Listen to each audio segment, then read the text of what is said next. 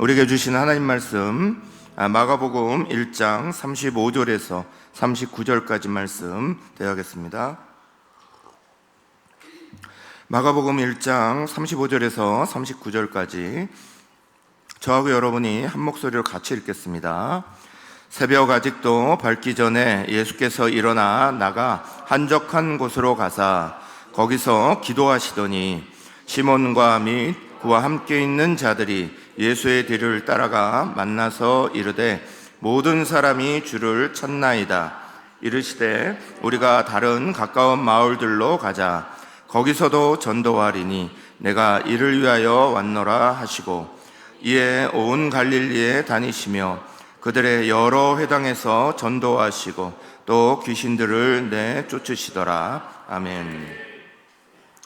네, 오늘 예수님께서 우리에게 본을 보이신 모습에 대해서 우리가 같이 마가복음 통해서 또 말씀을 나누는데, 마가복음 1장 35절에서 39절의 말씀은 예수께서 우리에게 먼저 본을 보이시고 또 우리도 그 일을 행하도록 우리 가운데 행하게 하시는 일들을 먼저 보이신 거예요.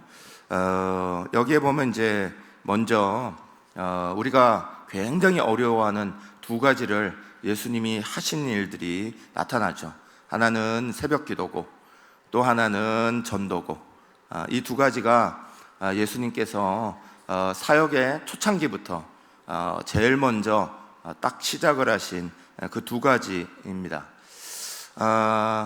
목회자들에게 목사가 되고 나서 제가 굉장히 힘든 일들이 몇 가지가 있어요. 목사의 일들을 하고 평생을 살려 하다 보면 되게 어려운 일들이 있어요. 그 중에 하나는 여러 가지 일들이 되게 많지만 이렇게 감정 기복이 막 많은 일들, 이런 날들이 되면 막 되게 힘들죠. 이래서 어느 날은 목사들은 그러거든요. 아침에 새벽에 발인 예배하고 점심 때 결혼 주례하고 오후에 돌잔치하고, 이렇게 감정이 다 바뀌어야 돼요. 그때마다 다 왔다 갔다 바뀌어야 되는 이런 일들 속에 우리가 살아가다 보니까 이런 것들이 우리에게 힘들게 다가오고 이런 일들이 있습니다. 그러나 그건 한 번씩 이렇게 다가오는 일들이지, 이런 감정의 기복들이 막 변화하는 것들이 순간순간마다 매일마다 그런 일들이 있는 건 아니죠. 그러나 정기적으로 힘든 일들 딱 생각하면 어느 목사님들이나 두 가지를 딱 얘기하실 거예요. 한 가지는 설교고 또 한 가지는 새벽 기도고, 이 두 가지를 분명히 얘기하실 거예요. 시간이, 저도 목회를 시작한 지가, 제가 1997년에 신대원에 들어갔으니까 신대원 들어가기 전부터 간사로서 이렇게 한 것들은 다 빼고 신대원 들어가서부터 한 것만 치더라도 거의 지금 30년 목회 기간들을 쭉 지나왔는데, 30년이 지나고 나도 한 일을 같은 일들을 한 30년 하면 뭔가가 굉장히 쉬워질 줄 알았는데, 여전히 설교를 준비하는 건 굉장히 큰 어려움이고, 또 하나님 앞에서 기도 생활하고 새벽 기도를 지키는 건 결코 쉬운 일이 아니더라, 한 30년이 지났는데도 여전히 그렇더라 하는 것들을 늘 느낍니다. 새벽 예배 설교를 이렇게 준비하면서 항상 저는 일찍 좀 초안을 만들어요. 그래서 우리 설교한 것에 준비해서 우리 모든 행정 관련되는 것들도, 주보의 내용들도 이게 다 움직이려면, 교회가 한 주에 움직이려면 담임 목사가 굉장히 부지런하게 움직이지 않으면 안 되죠. 아니면 다 뒤로 밀려서 겨우겨우 토요일에나 이게 일이 일어나면 교회가 다 힘들어지니까. 그래서 저는 대부분 화요일 날 정도 되면, 이렇게 화요일 날, 수요일 날 정도 되면 이렇게 초안을 거의 다 만들죠. 이렇게. 그래서 설교를 딱 하고 내려가는 순간부터 다음 주 주일 거 설교 생각하죠. 그리고 초안 만들고 나서 나머지 날 계속해서 이거를 반복하고 그 안에서 또 고쳐야 될 거 이런 거 계속 찾고, 사실은 뭐 일주일 내내 설교하고 같이 살아간다 이렇게 생각해도 과언이 아닐 만큼 목사들은 그렇게 살아가는 게 뭐 거의 일반적이죠. 저도 역시나 마찬가지고, 이렇게 글을 이렇게 써보신 분들은 알지만, 글 쓰는 것이 작가들도 책을 한 권 내려고 하면 뭐 200페이지, 300페이지 내는데 매년마다 이 한 권씩을 턱턱 내는 사람들이 작가들 중에도 거의 없죠. 몇 년에 한 번씩 책을 내는 거지, 그걸 준비하고 해서 이걸 내는 거지, 1년에 한 권씩 뭐 200페이지짜리 뭐 300페이지짜리 소설 뭐 어떤 책들 이런 것들 턱턱 내주는 이런 일들을 하는 사람들은 잘 없죠. 근데 저희 목회자들은 뭐 제가 다른 요일 거 다 빼더라도 주일 것만 하더라도 10명장씩 매번 쓰거든요. 10장에서 한 많으면 15장 정도까지 이렇게 설교문을 매주마다 쓰고 막 하는데, 그걸 매주 이렇게 하니까 한 1년이면 뭐 5, 600페이지짜리 책을 하나씩 이렇게 툭툭 내는 꼴이 되는 거죠. 그래서 뭐 30년 지났으니까 한 30권 쓴 거죠. 한 권도 밖에 안 나와 있지만 좌우간 그렇게 쓴 꼴이 되어 있는 거죠. 그러니까 이게 글이 잘 써지면, 설교문도 잘 써지면 얼마나 신나는지 몰라요. 근데 이게 한번 막히기 시작하면 그렇게 답답하고 막 속이 막 고구마 수십 개는 먹은 것 같은 그런 상황이 막 벌어지죠. 그래서 사실은 새벽 예배를 안 나갈 수가 없어요. 새벽 예배 때 받는 영감이 거의 말씀을 다 이끌어 가니까 새벽 예배 때 생각하고 묵상하고 또 새벽 예배를 통해서 주시는 은혜를 붙잡고 나가지 않으면 안 되죠. 그런데 그 새벽 예배가 우리에게는 사실은 굉장히 어려운 문제죠. 어떤 목사님이 그랬다죠. 정말 목회 중에서 새벽 예배만 없으면 목사할 만한데, 그랬다고 그러죠. 그만큼 이게 목사님들도 쉽지가 않아요. 지금 제 또래의 친구 목사들을 이렇게 보니까 벌써 새벽 예배를 안 하는 친구 목사들이 많더라고요. 부목사들한테 다 맡겨놓고 안 나간다 이러는 분들이 많아요. 벌써 제가 벌써 이제 꽤 이제 나이가 있는 목회자 쪽에 들어가니까 벌써 그렇게 됐더라고요. 어느 의사 선생님을 찾아갔어요. 그래서 그 의사 선생님한테 이렇게 좀 몸이 힘들어서 좀 봐주세요 그랬더니, 실례지만 하시는 일이 뭐예요? 그러세요. 그래가지고 목사입니다 그랬더니, 아유 목사님 저기 잠 푹 주무시고 스트레스 좀 줄이시고 음식 조절하시면서 쉬엄쉬엄 일하세요. 그러면서 덧붙여 하시는 말씀이, 이분이 목사님은 다른 직장 다니시는 분들보다 시간이 좀 여유롭잖아요. 좀 편안하게 푹 쉬시면서 그렇게 하세요 그러시는 거예요. 그래서 발끈하는 마음에 아침에 새벽부터 시작해서 새벽 4시에 나와서 밤늦게까지 일정을 쭉 말씀드리고 났더니 이 의사 선생님 하시는 말씀이, 그리고 사람이 어떻게 살아요? 그러시는 거예요. 매일 그러고 산다니까. 그만큼 사실 쉬운 일이 아니죠. 새벽에 나오면 저부터도 하루 스케줄을 살아가는 그 모든 일정들이 대단히 어렵죠. 그거 당연한 겁니다. 저도 나이가 점점 들어가면서 50대를 앞두고 40 후반에 가서 남성 호르몬이 대부분 바뀌잖아요. 그때 저도 이명도 심하게 알아봤고, 그리고 결정적으로는 이석도 심하게 터져봤어요. 그 이후로는 새벽에 일어나면 계속 어지러워요. 어지러움이 떠나질 않고 어떨 땐 그게 너무 심해서 일어나기 힘들고 이런 일들이 있어요. 그러니까 예전에 어른들이 새벽에 어지러워서 못 일어나요 그러시는 말씀이 그렇게 이해가 되더라고요.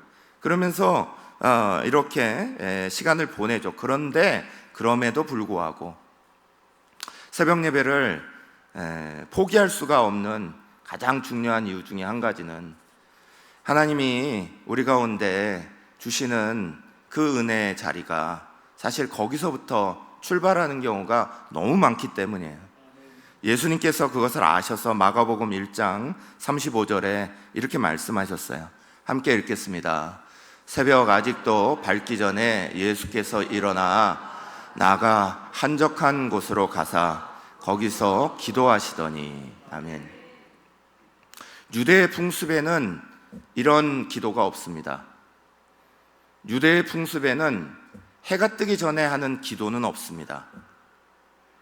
유대는 하루에 5번 반드시 기도하게 되어 있습니다. 그런데 해 뜨기 전에 하는 기도는 없습니다.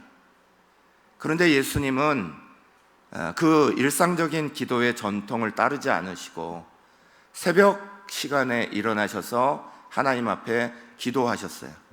왜 그러셨을까? 1장의 뒷부분을 우리가 읽은 35절의 앞에 부분을 보면 예수님의 일이 많으셨던 거예요.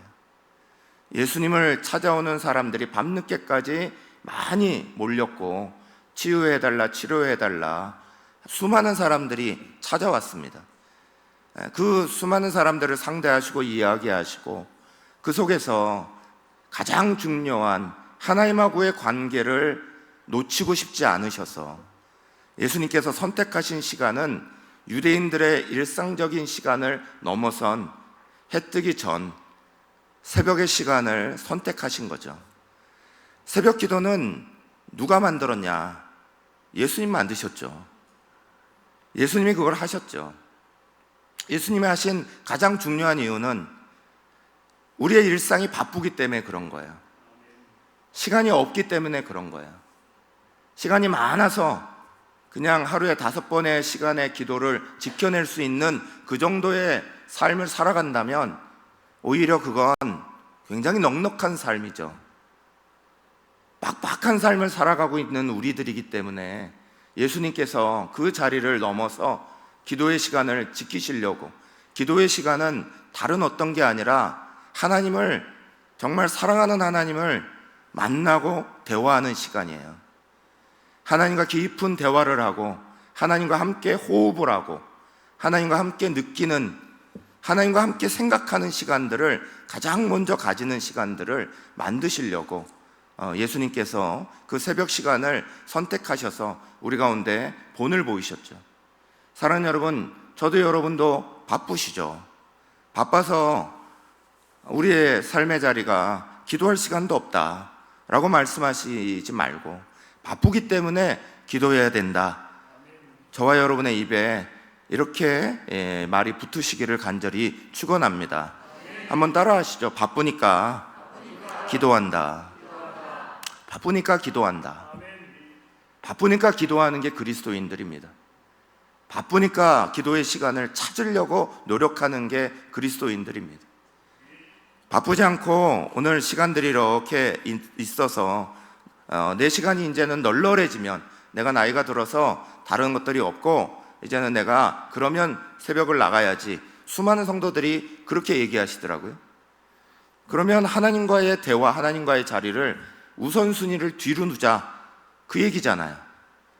우선순위를 뒤로 넘기고 내가 좀 여유가 생기고 나면 그때 예수 믿죠. 그거 뭐가 달라요? 내가 좀 여유가 생기고 나면 그때 헌금하죠. 뭐가 달라요? 우리가 하나님 앞에 기도하는 시간들을 가지는 건 그 무엇보다도 하나님과의 이런 친밀함의 대화 시간 때문에 그렇게 만드는 겁니다. 여러 가지 분주함들이 많습니다.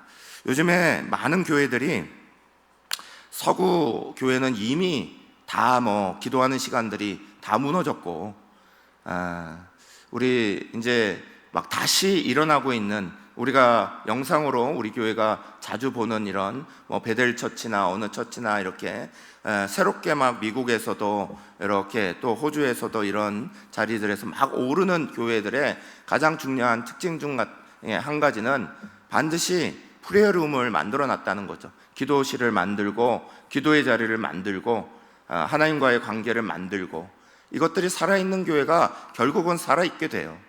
그렇지 않은 교회들은 다 결국은 쇠락하는 자리들을 다 걸어갔고, 한국교회도 지금 새벽 기도를 거의 없애는 분위기로 가고 있습니다.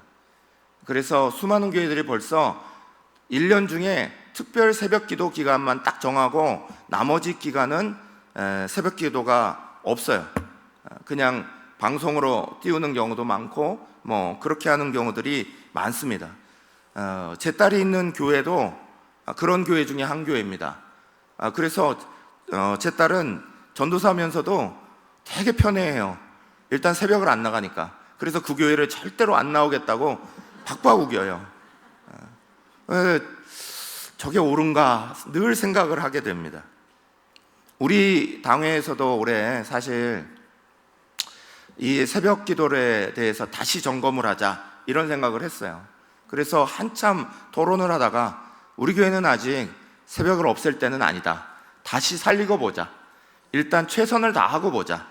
최선을 다해도 안 되고 또 우리의 세대가 정말 완전히 바뀐다면 그러면 뭐 새벽 기도가 아니라 저녁 기도로 바꿀 수도 있고 바꿀 수 있는 거죠. 그러나 노력도 안 해보고 그렇게 할 수는 없다. 그래서 올해 월삭도 만들었죠. 그래서 매월 1일 되는 날은 전교인 새벽 기도를 하자. 그래서 월삭을 만들었는데 올해 1일이 주일 아닌 날이 4월부터 시작이에요. 그래갖고 이제까지 안 한 거야. 4월 1일 되면 월삭을 할 거예요. 그래서 주일만 아니면 월삭은 반드시 올 한해 하게 된다. 그리고 예배위원으로 선정되신 분들, 그분들에게는 반드시 그 주간 새벽 예배를 나와서 기도로 준비하셔라. 예배위원으로 임명받아서 예배의 자리를 서게 되면 반드시 그 주간은 새벽을 지켜라. 그러면서 우리 교회가 어떤 기도를 하고 있는지, 어떤 방식으로 나아가고 있는지를 반드시 함께 기도하는 것들을 이렇게 나누도록 그렇게 지금 이것부터 지금 다 살리는 것들을 하고 있습니다.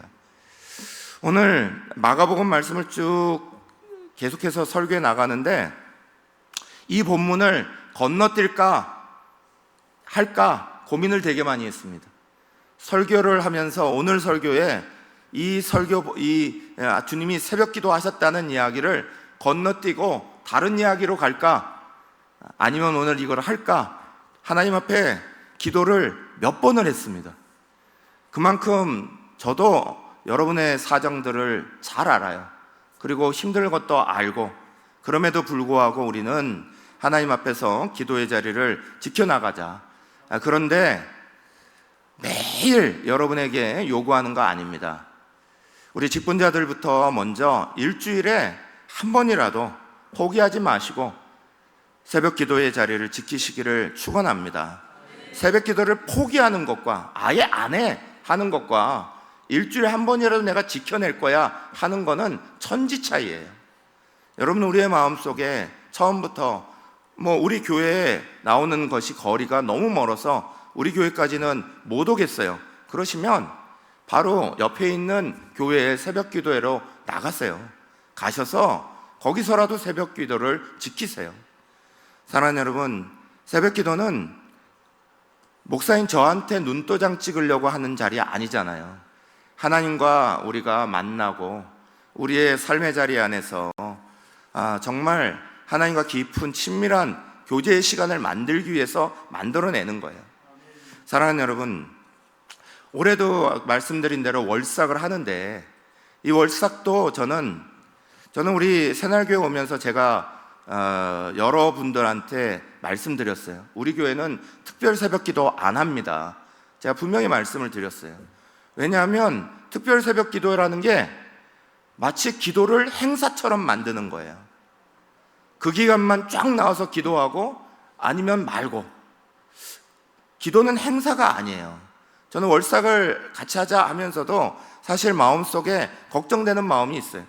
자원한 마음으로 다 함께 우리가 이날이라도 한 달의 시작을 적어도 하나님과 함께 시작하자 하는 그런 마음으로 자원하는 마음들이 여러분에게서 일어나길 바라는 거지, 자원하는 마음이 아니라 끌려와서 하듯이 또 행사를 치르듯이 하나님 앞에 예배하는 건 별로 좋은 방법이 아니다.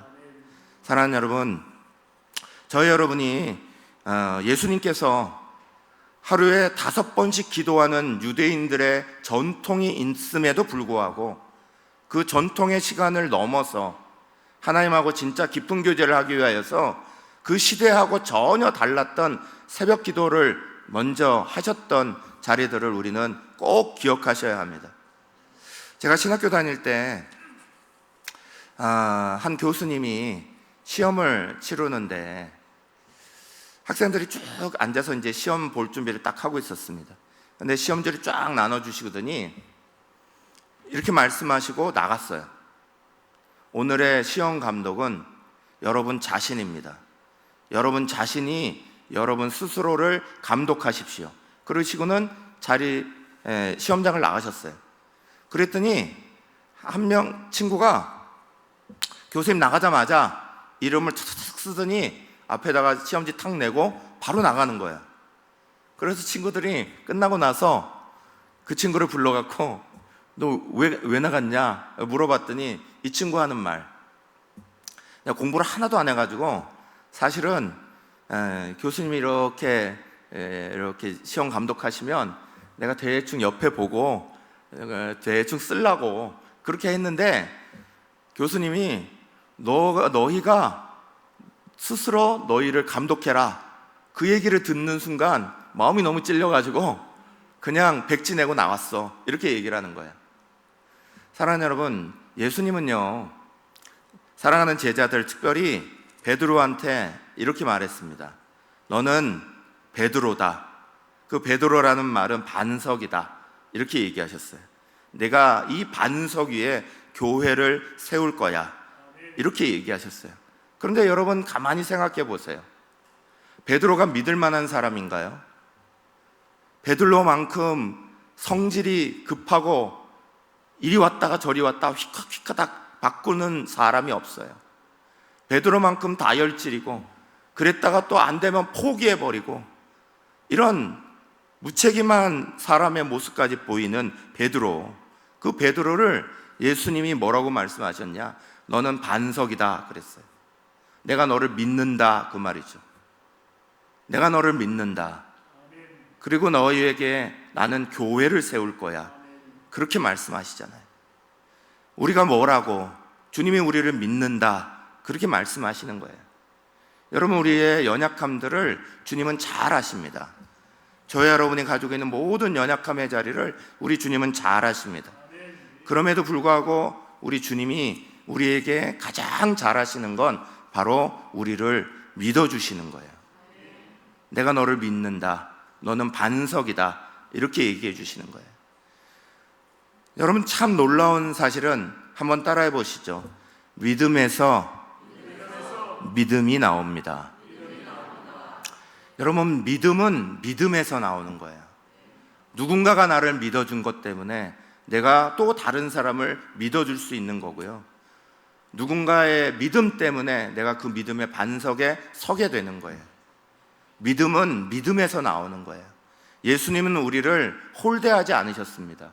우리의 허물도 많고 연약하고 제자들도 예수님 기도하실 때 따라간 제자들 거의 없습니다. 예수님 할 때에 그 겟세마네 동산에서 그토록 기도하실 때도 계속 조는 모습을 보고 또 그 모습이 안타까우셨던 예수님이 가서 아직도 자냐? 아직도 조냐? 지금은 조금 일어나고 나하고 같이 기도해주면 안 되냐? 이렇게 얘기하실 정도로 제자들은 예수님을 그렇게 따라다니지 못했습니다. 그럼에도 불구하고 예수님은 제자들에게 너는 반석이다 그러셨어요. 내가 너를 믿는다 그러신 거예요. 그 믿음으로부터 제자들이 교회를 일으키는 사도들이 되었잖아요. 사랑하는 여러분, 저와 여러분도 주님의 놀라운 그 은혜의 자리 앞에서 우리 자신들을 믿어주신다. 세상에 어떤 이가 믿어주는 것보다 가장 크게 나를 믿어주시는 분은 바로 주님이시다. 그것이 우리에게 큰 힘이 되시기를 간절히 축원합니다. 그러면서 이 본문은 놀랍게 기도하는 것과 그 바로 다음에 전도하는 이야기가 같이 붙어 있습니다. 예수님이 새벽에 기도하시고 나서 곧바로 많은 사람들이 찾아와서 예수님 당신을 찾습니다 할 때에 아니야, 우리 다른 가까운 마을로 가자 하고 말씀하시죠. 마가복음 1장 38절 같이 읽겠습니다. 이르시되 우리가 다른 가까운 마을들로도 가자. 거기서도 전도하리니 내가 이를 위하여 왔노라 하시고. 아멘. 예수님께서 기도하신 후에 내가 이 땅에 왜 왔는지를 분명히 더 하셨어요. 여러분, 우리가 하나님 앞에 기도하는 가장 중요한 이유는 우리가 이 땅을 왜 살아야 되는지, 무엇 때문에 살아야 되는지, 그 존재의 이유와 오늘 나에게 맡기신 사명의 이유와 내가 살아가는 그 삶의 자리를 하나님과 깊은 관계들 속에서 놓치지 않고 붙잡는다는 거예요. 예수님께서 내가 이것 때문에 왔어 라고 말씀하시면서 전도에 대해서 얘기하셨어요. 마가복음 10장 45절에는 이렇게 써 있죠. 인자가 온 것은 섬김을 받으려 함이 아니라 도리어 섬기려 하고 자기 목숨을 많은 사람의 대속물로 주려 함이니라. 아멘. 사랑하는 여러분, 예수님이 다른 사람을 위해서 내가 이 땅에 왔다 하셨습니다. 그런데 다른 사람을 위하여라는 자기 희생의 자리, 자기를 내어주는 섬김의 자리, 이타적인 자리, 이걸 인간적으로 해석하면 안 된다는 거예요. 인간적으로 해석해서 남을 위해서 친절한 사람 되고, 남을 위해서 좋은 사람 되고, 남에게 배려 잘하는 사람이 되고, 이게 남을 잘해주는 거지, 그것과 세상에서 좋은 사람, 친절한 사람 무슨 차이가 있어요?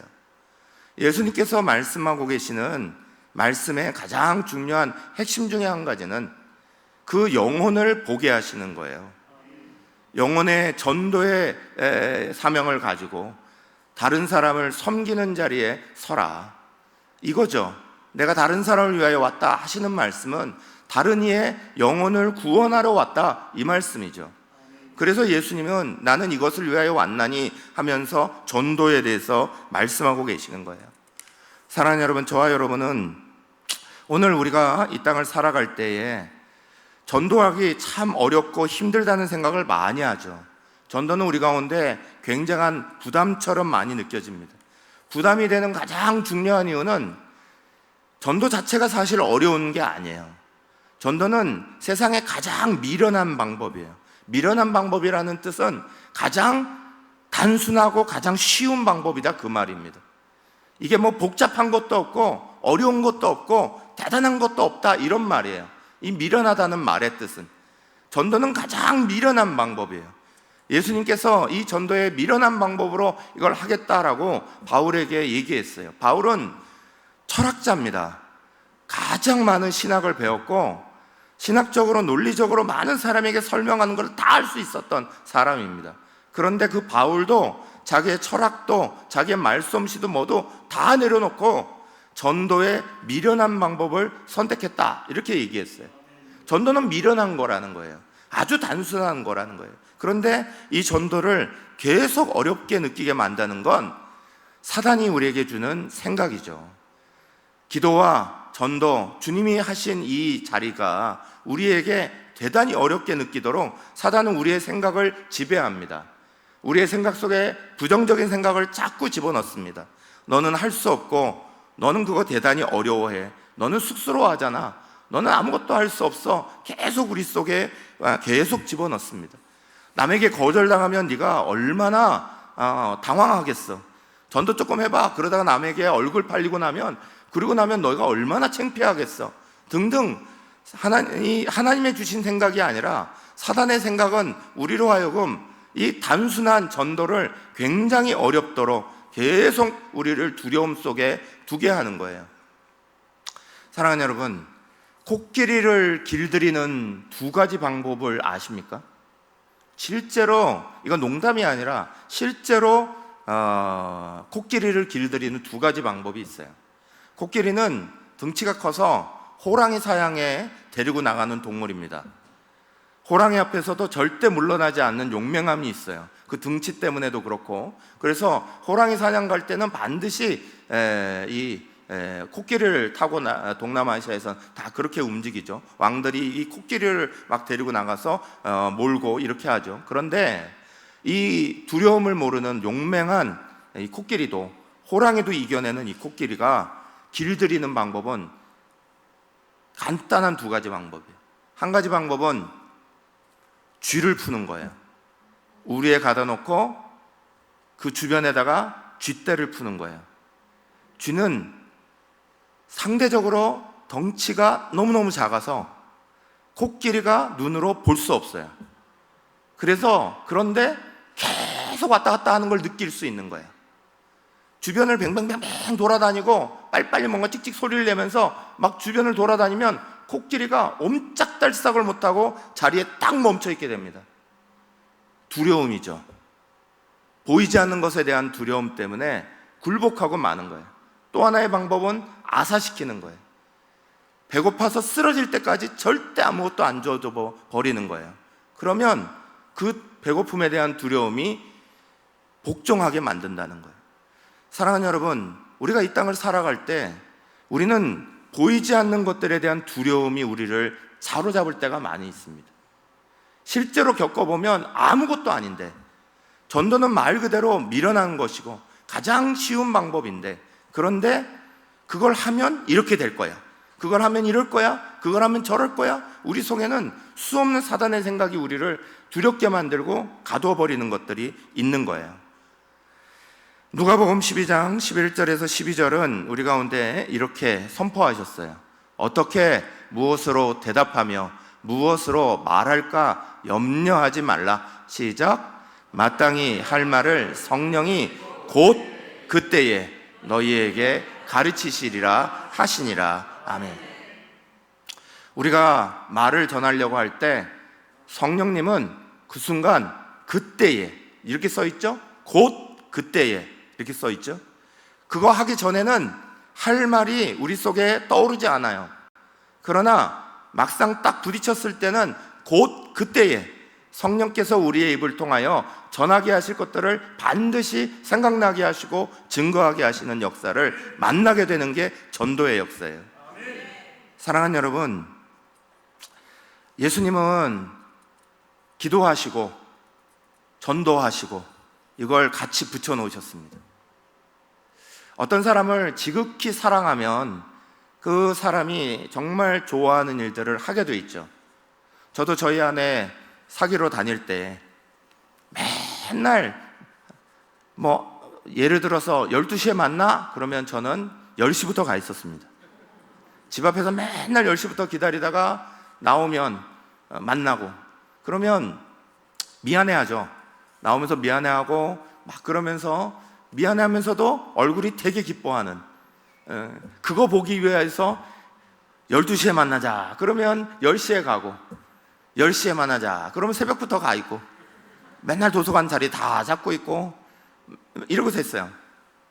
나중에 그 동네에 가서 이렇게 제가 결혼하고 그 동네에 갔더니 동네 어른들이 다 알았대요.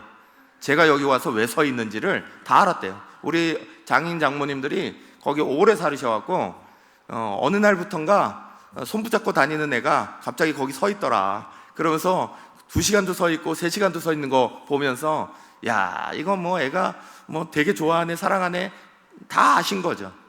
사랑하면 막 하고 싶어지는 거죠.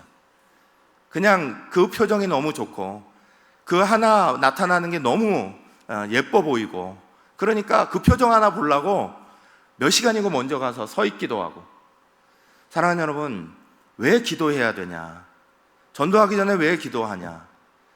기도하는 동안에 우리는 하나님의 사랑을 알기 때문에 그런 거예요. 기도하면 할수록 하나님의 사랑을 깊이 아는 거예요. 전도가 중요한 게 아니라 그래서 기도가 중요한 거예요. 하나님과 깊은 기도를 통해 우리가 함께 주님의 마음을 알아가면 알아갈수록 주님이 하시고자 원하는 일들을 막 하고 싶어하는 마음이 우리 속에 막 생겨나는 거예요. 사랑하는 여러분, 저와 여러분이 오늘 다시 한번 예수님이 하셨던 일들을 가만히 생각하시면서, 우리가 새벽 예배를 꼬박꼬박 지킨다 안 지킨다 그렇게 이런 것들을 의무적으로 두려고 생각하지 마시고 자원하는 마음으로 두시기를 간절히 축원합니다.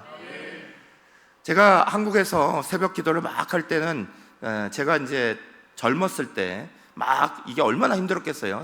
젊은 사람들이 새벽에 일어나는 게 쥐약인데, 그러죠? 새벽에 일어나는 게 젊은이들은 쥐약이잖아요. 그래서 밤늦게까지는 돌아도 새벽에는 도저히 못 일어나고 이러고 살아가는데, 이 젊었을 때 제가 그걸 하다가 카자흐스탄에 선교사로 나갔단 말이에요. 카자흐스탄에 선교사로 나가니까 제가 알아서 일어나서 새벽 기도를 열고 있더라고요. 우리 가족만 모여서 기도하는 한이 있어도 기도를 했고, 성도들이 한 명 와서 해도 기도의 시간을 열어놓고 새벽을 하고 있고, 그게 너무너무 중요하게 느껴지니까 찾아서 하고 있는 저의 모습을 발견했어요. 사랑하는 여러분, 예수님께서는 이걸 우리 가운데 어떤 행사로 만들기를 원하시는 게 아닙니다. 주님과의 깊은 교제의 자리, 내가 오늘 주님과 대화하지 않으면, 주님과 깊이 말하지 않으면 안 되겠다. 세상에 바쁜 일들이 너무 많아. 그래서 그 시간들 때문에 주님의 시간이 계속 밀려, 다른 시간에 계속 밀리고, 이 시간 때문에도 못하고 저 시간 때문에도 못하고 이것 때문에 저것 때도 계속 안 돼요. 그래서 선택하신 시간, 그게 바로 새벽이더라. 유대인들의 전통과 전혀 상관없이 기도하는 시간은 정해놓은 시간이 중요한 게 아니라 내가 하나님과 만날 수 있는 조용한 시간이 중요하더라. 그 깊은 시간에 주님과 깊이 교제하고 주님을 사랑하고 그 사랑하는 힘 가지고 또 이 땅에 오신 중요한 사명, 한 명 한 명에게 복음 전하고 역사하시는 일들을 행하시더라. 그래서 39절 말씀에 이렇게 써있죠. 이에 온 갈릴리에 다니시며 그들의 여러 회당에서 전도하시고 또 귀신들을 내쫓으시더라. 아멘. 예수님이 행동하셨다는 거예요. 예수님이 머리로만, 이론으로만 가지지 않으시고 그걸 가지고 실제로 행동하셨다. 사랑하는 저와 여러분이 오늘 우리가 살아갈 때에 예수님께서 하셨던 그 마음의 진심을 말씀 가운데 느낄 수 있기를 저는 간절히 축원합니다. 말씀에 있는 내용을 분석하는 게 중요한 게 아니라 그 속에 들어있는 예수님의 마음을 우리가 알아듣는 게 중요한 거죠. 그 마음을 따라 우리도 주님을 그렇게 사랑하는 방법을 배우고 또 영혼을 사랑하는 방법을 배우고 그것이 저와 여러분에게 계속해서 일어나야 되는 아름다운 방법인 줄 믿으시고, 오늘 우리가 함께, 오늘은 우리 거의 주제가 요르단 단기 선교더라고요. 요르단 팀을 위해서 오늘 많이 기도하고 또 우리 다른 것들도 이렇게 기도하겠지만 함께 기도할 때에 하나님께서 우리에게 보내시는 그 자리, 17명을 이렇게 내보내지만 그 17명을 내보내는 것을 통하여서 이것이 형식적인 자리가 아니라 또 그냥 그래야 되니까 하는 자리가 아니라 주님의 마음을 따라 움직이는 자리가 될 수 있기를 기도해 주실 간절히 축원하고요. 우리 자신이 주님의 말씀을 느끼며 주님의 말씀의 그 진심을 따라 오늘도 기도하시고 주님을 향하여 행동하시기를 간절히 축원합니다. 이 시간에 말씀을 잡고 간절히 먼저 기도하겠습니다. 하나님, 우리의 마음속에 주님이 하셨던 일들, 또 주님이 우리 가운데 본을 보이셨던 것들이 부담으로 다가오는 마음들이 있다면 그 마음이 하나님으로부터 온 마음인가, 아니면 사단이 우리 속에 주는 두려움과 부담감인가 분별할 수 있도록 도와주십시오. 그 말씀을 대할 때에 그 말씀 속에서 예수님의 진심을 느끼게 해 주시옵소서. 예수님이 왜 이 땅에 전도하러 오셨는지, 예수님이 왜 새벽의 시간을 선택하셔서 그 시간을 하나님 앞에 드리며 기도할 수밖에 없으셨는지, 하나님 아버지 그 시간을 통하여서 주님이 하나님과 얼마나 깊은 사랑의 관계를 느끼셨는지, 나누셨는지 그 진심을 우리가 함께 느낄 수 있도록, 그리고 그것을 따라 예수님이 행동하셨듯이 우리도 그렇게 행동하는 자리가 일어날 수 있도록 이 시간에 주여 외치시면서 함께 먼저 기도하겠습니다. 주여